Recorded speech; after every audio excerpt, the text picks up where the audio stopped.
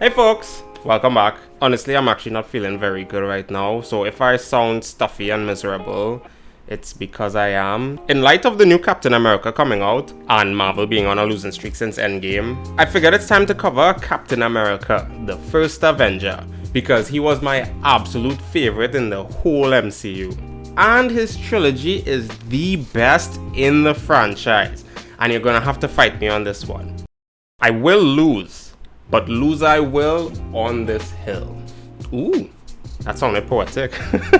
Doth mother know you weareth her drapes? I'm actually a bit excited for this one, so as always, I'll be sharing my thoughts as the movie progresses. So kick back, relax, grab some poop on a shingle, subscribe, and let's do this. The movie opens up with some officials meeting with this guy in what I assume is Antarctica. I don't think we ever get a location. You got any idea what this thing is exactly? I don't know, it's probably a weather balloon. That definitely has to be a jab at the official stories about UFO sightings. Anyways, it's a crashed UFO, they cut into it and immediately know what they just uncovered.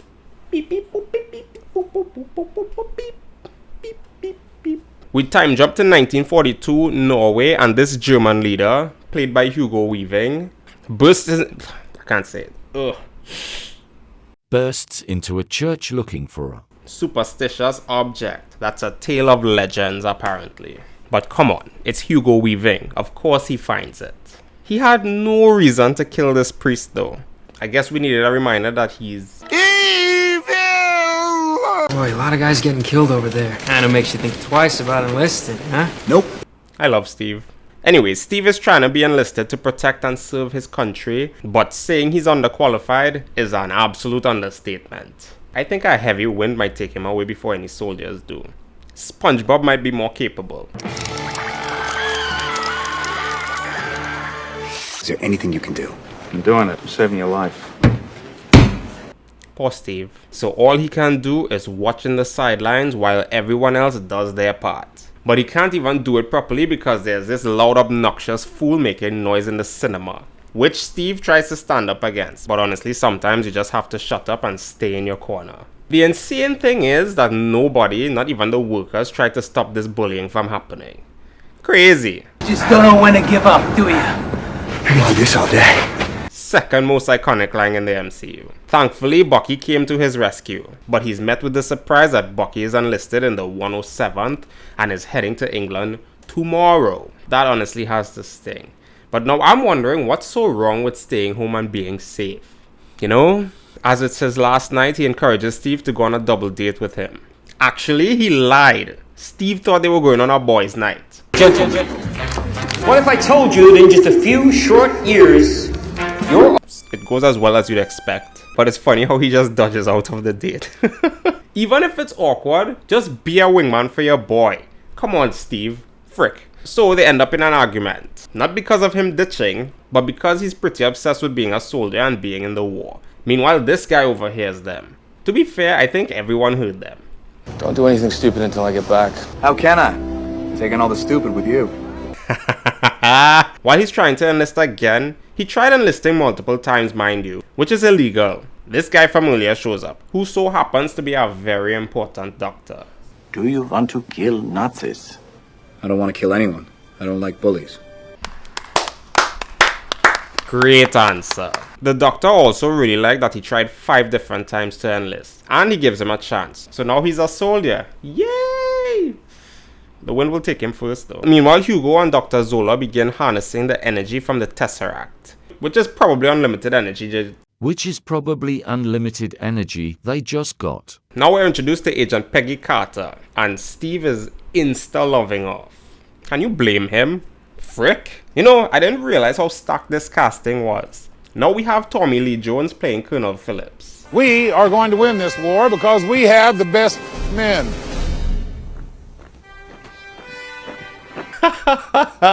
He knows. He goes on to tell the division that they're selecting one man from the team to be the first in a new breed of super soldiers to turn the tides of war. But come on, you have to admire Steve's resilience, even if it's a little delulu. First man to bring it to me gets a ride back with Agent Carter.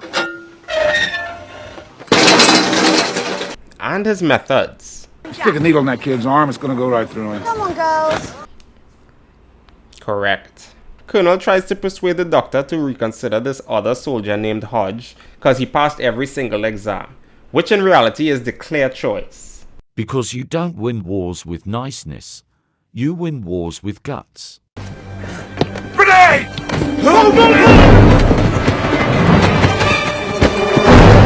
Get back! Looks like he just gained the respect from every single person there. He's still skinny.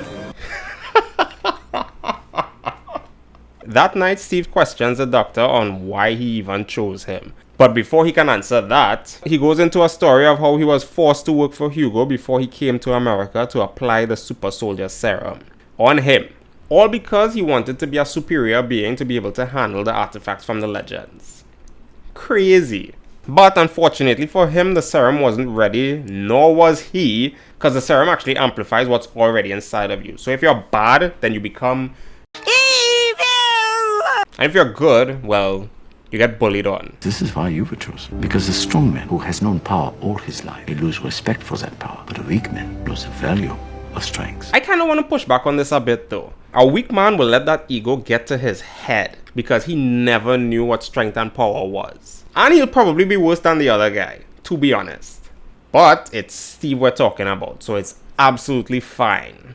Promise me one thing, that you will stay who you are. Not a perfect soldier, a good man. All of this is absolutely necessary information, especially given what we end up learning later down in future films. No spoiler talk though. Meanwhile, back with Hugo, he finally got the location for the doctor, because this serum is the only thing that can actually go up against their newly found power. Minus Tony and Thor and Hulk and yeah, let's forget about that. I know this neighborhood. I got beat up in that alley, in that parking lot, behind that diner. Not the best conversation to be having with that girl you like, my G. It doesn't give the results you expect. So, tell me about yourself. Well, I've recently gotten a new job, but you know, it's been a tough year since my ex left me. Oh, sorry to hear that. Yeah, I got fired for crying in the break room for a week straight. Oh look, my mom's calling. She's probably in the hospital again. But I didn't hear your phone ring. Oh really? Ring! Oop, gotta go, bye! Okay, back to the show. Funnily enough, she seems charmed by his lack of ability to talk to a woman. In reality, that's generally a red flag. But we'll excuse it because it's Steve.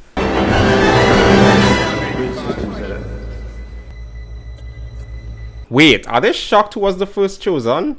I never noticed that before. Anyways, it's time to start the process, and assisting them is Howard Stark, Tony's dad. But seriously though,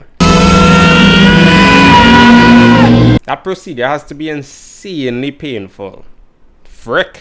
Just when they finish the procedure, all the equipment gets destroyed.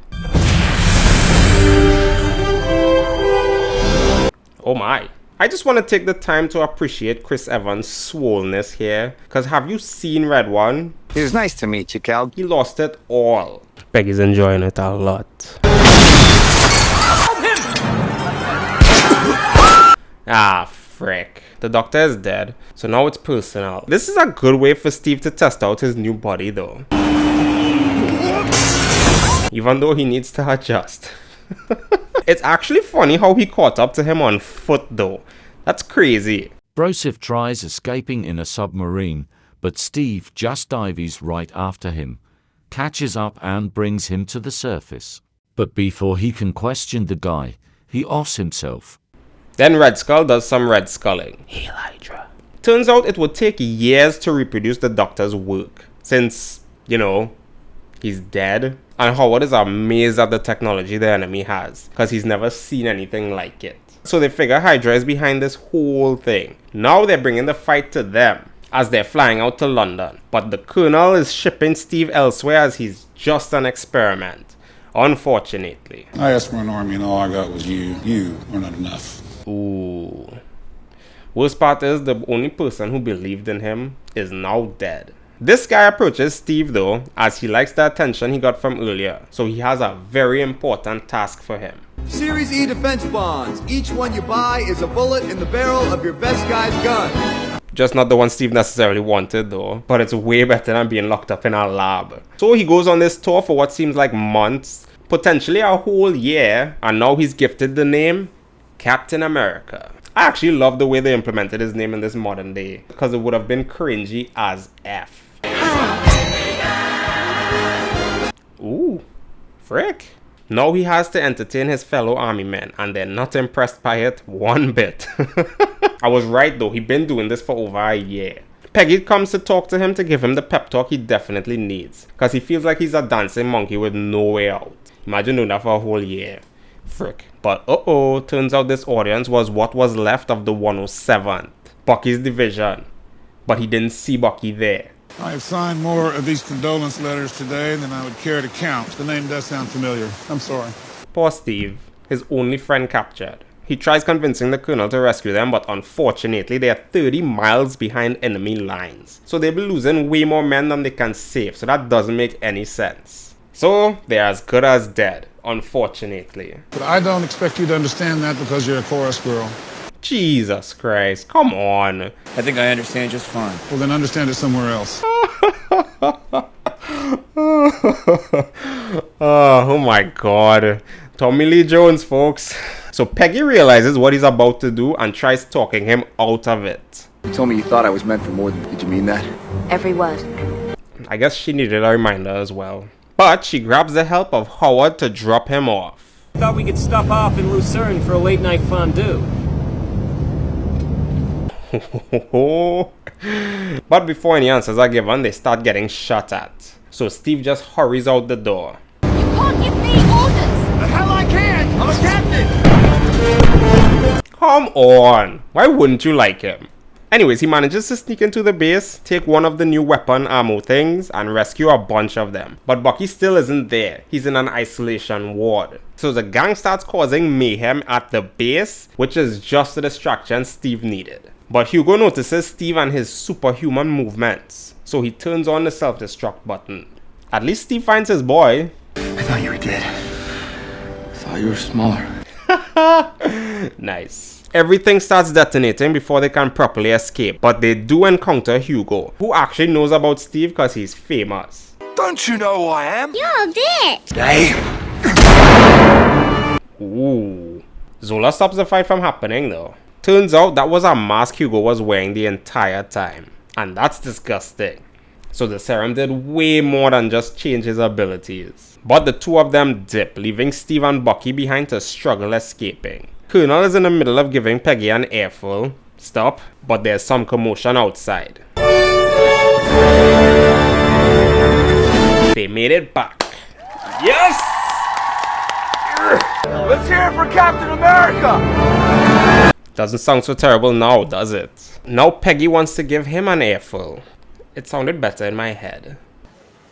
I thought he'd be taller. So Steve helps them memorize where the other Hydra bases are, and the Colonel wants him to lead an attack on them. But he needs a team. But more specifically, the team he rescued and helped him escape. And surprisingly, they're up for it. Honestly, the manliest men alive.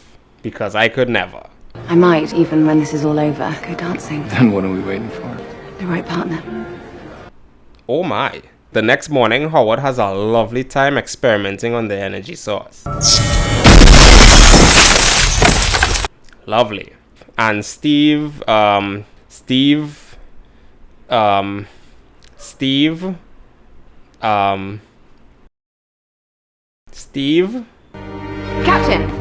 We're ready for you, if you're not otherwise occupied. Oh no. Howard's giving Steve an upgrade for his mission, and he knows he's attached to his shield, so he gives him a few new options. He doesn't like any of those, but his eyes gravitate towards this rounded one, which is made of vibranium, the rarest metal on Earth. What do you think?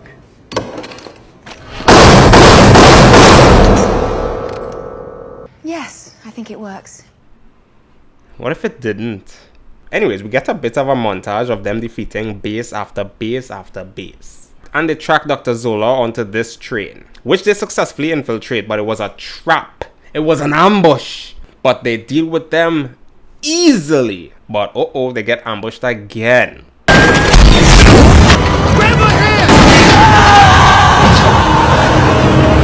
Oh, frick! At least they managed to capture Zola, but at what cost? Everything. Colonel gives Zola the opportunity to sell out Hugo in exchange for his freedom. But that conversation was a lot of nothing, so I don't know if he cooperated.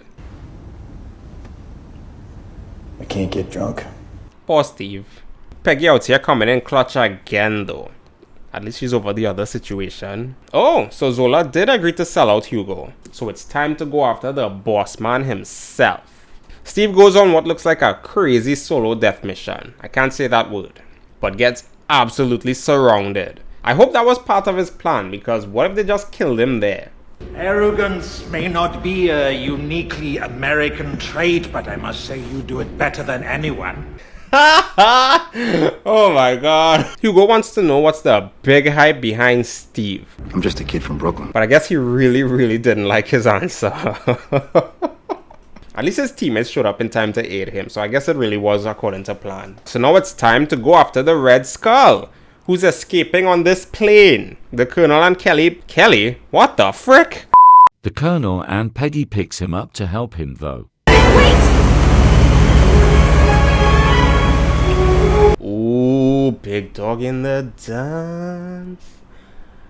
Ooh. He barely manages, but he hops on board and sees Red Skull has boom booms with each city's name on it. I really like that idea, but it's kind of a sellout on your plans. But he has some struggle while fighting some of the henchmen. Wow! How was that allowed? Oh my god. Anyways, he deals with them and gets back on board. And it's a damn good thing Vibranium can withstand those energy blasters, because this would have been over. They share some licks and Red Skull goes on his regular evil guy monologue, but Cap manages to destroy the main device, causing the Tesseract to come out. And for some reason, Hugo picks it up and is immediately teleported away, leaving only the Tesseract behind. But it burns through the plane and falls to the Avengers. But the fight isn't over yet. Steve still has to deal with the plane that's autopiloted to New York. I actually don't think he knows how to operate it either. So his solution is to put it in the water before it's too late. You're gonna need a rain check on that dance. Damn. I'd hate to step on your... Steve? Damn. Howard finds the Tesseract and insists on continuing to look for Steve. At least he was still looking for him. Suddenly, Steve wakes up in an unfamiliar room and this lady tells him he's in a recovery room. But he gets really suspicious because the game he's hearing on the radio he actually attended. So he bursts through, runs outside and meets a modern day Times Square. That has to be insanely mind-boggling. Thankfully, the GOAT, pre-Captain Marvel, tells him he's been asleep for 70 years. You gonna be okay? Yeah, I had a date. Damn, what a somber ending. Frick. And that's the movie. Okay, that was still insanely good. Now keep in mind, I never heard of Captain America until his debut in the MCU. And boy oh boy, how surprised I was when I first watched this. Sure, yeah, everyone loves Iron Man because of his innovation and flawed but redeemable character, which I also enjoy, don't get me wrong. But Steve on the other hand, Steve is just a good guy all around. He cares for his own and his country so much so that he prefers to protect them at his own expense. And that's why I love him, he's something to aspire to. Despite the world around him being cynical and dark, he's unchanging in his morals and values, and we see that compounded in future movies. It's actually kinda insane that the MCU did a better iteration of Superman than the DCEU did. Which is why I even love Captain America in the first place. I really like Superman. It really is a shame the DCEU didn't do any of their characters justice. But at least we have the OG Avengers, a real masterpiece of 10-year storytelling. Perfection. Anyways, that's it from me. If you like this video, be sure to like and subscribe for more movie content. I am going to lay down now. And as always, thank you all so much for watching and I'll catch you in the next one.